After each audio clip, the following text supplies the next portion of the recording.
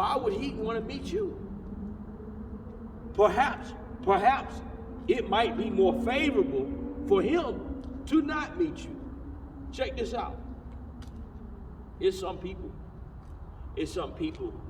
that have no idea what type of person I am. That I've known for 20 or longer years, 20 or more years. They have no idea what type of abilities, what type of intelligence, what type of theories, what type of things I do. They have no idea about any of that. And that's by design, because I know what type of person they are. And I know that if I do meet them and show them what type of person I am, it's just going to lead to a bunch of conflict and questions and headbutting.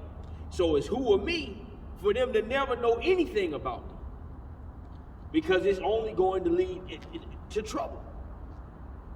What if you are the type of person that would only be trouble for God and his deal? Have you ever thought about that? Have you ever thought about that? Because if you are that type of person, okay,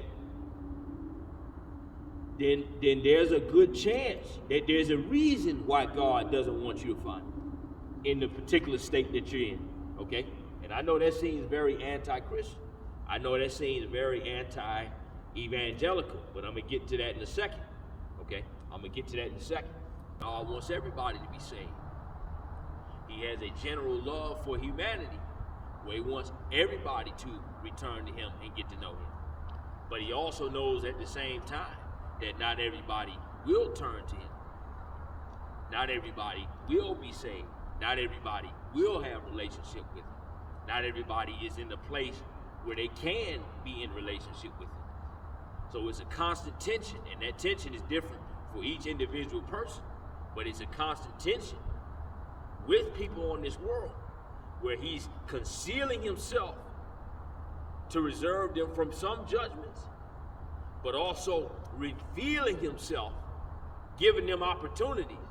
But yet when he gives them opportunities and they don't take it, they also heap judgment on themselves at the same time. So these things are constantly in tension with one another. And that's what God is doing with humanity in the modern day. Okay, so check this out.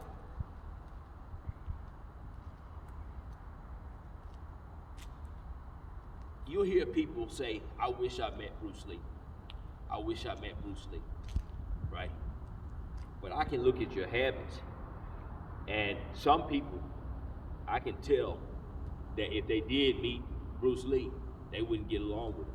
If you're sitting on the couch eating pizza all day and not working out and not being disciplined and not being focused, okay, you don't want to meet Bruce Lee. You may like watching him on TV. He may be entertaining to you, but you don't really want to meet him, because if you were to meet him, you would be in conflict with who he is. You would be in conflict for what he, for what type of person he is compared to what type of person you are. Okay? Same with God. Some people claim that they want to meet God or they want to see God, but God ain't showing himself. If they actually met God, God knows what's in their heart. And he knows that if they actually met him, they just be in conflict. God is sparing them judgment by keeping himself from all these people. Some people, that's the greatest amount of mercy that he can do, is hiding himself from these people until the day of judgment. Okay? Now check this out. Okay? We gonna go back to this hypothetical. Okay? We're gonna go back to this hypothetical. And you have to ask yourself this question. How are you getting God's attention if he does exist? And if he does exist, would you really want to meet him? Would you really want to meet him? Does he fit neatly into your little box of what you want God to be? And if he doesn't, would you really want to meet him? And if you don't have the answer to those questions, then that may be the explanation as to why you can't find him. Because if you did, it'd only bring trouble on you.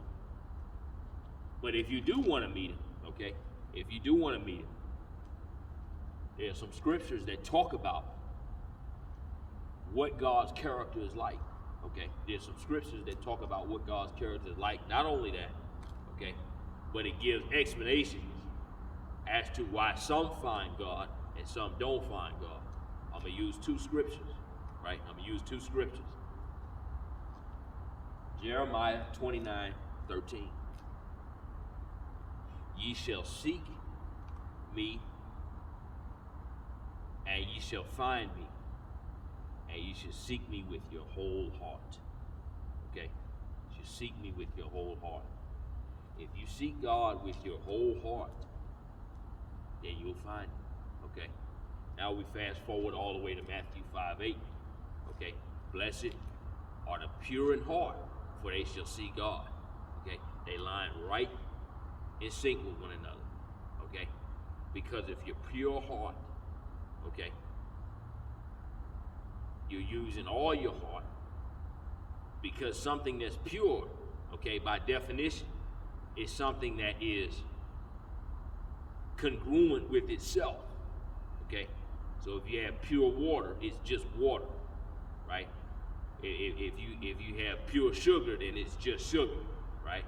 So then there's a correlation there with all and purity, because something that's pure is all one thing.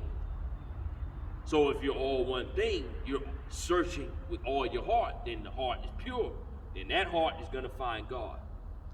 But if you're messing about and you have impurities there, you want to find God for some weird motive, or you want to play a trick, or it's a party trick, or you just want to tempt God, or you just want to be rebellious, you're just looking for a reason to not believe so you can do whatever you want to do. You just want to make fun of Christians, or just want to make fun of religious people, or so on and so forth. That's why you seek God, okay? Then you're not going to find him.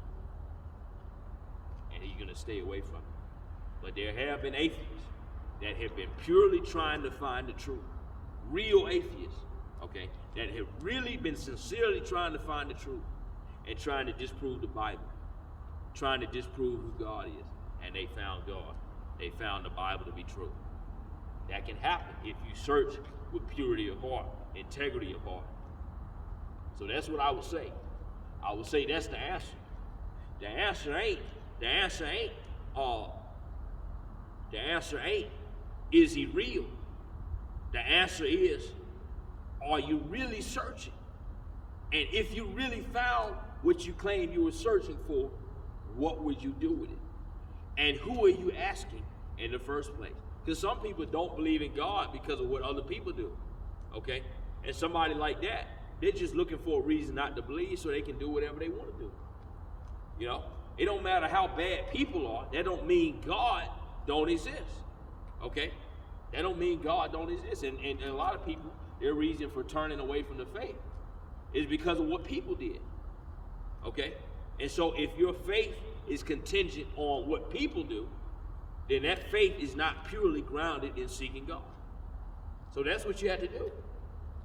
That's what you have to do. You have to weigh your heart. Look within yourself and see if that's really what you want. And if it is, and you really want to seek him, you will find him. That's my message on today. You take care.